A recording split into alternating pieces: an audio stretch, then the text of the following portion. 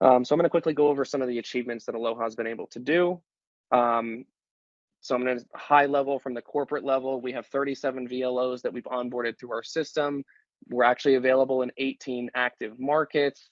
I wish I knew how many states for you, but it is several states that we're available in. Some that I know off the top of my head is Florida, Arizona, Texas, New York, California. And I'm sure there's a couple more that I'm missing, unfortunately.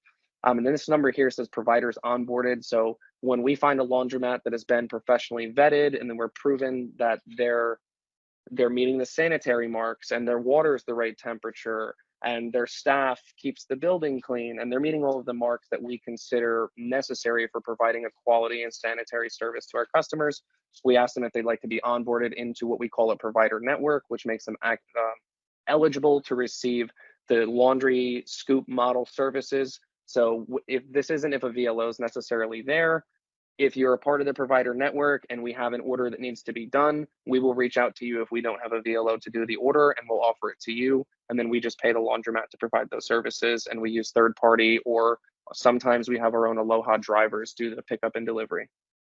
On the ground level, so this is what the VLOs have been able to do. 353 customers have been serviced since 2021.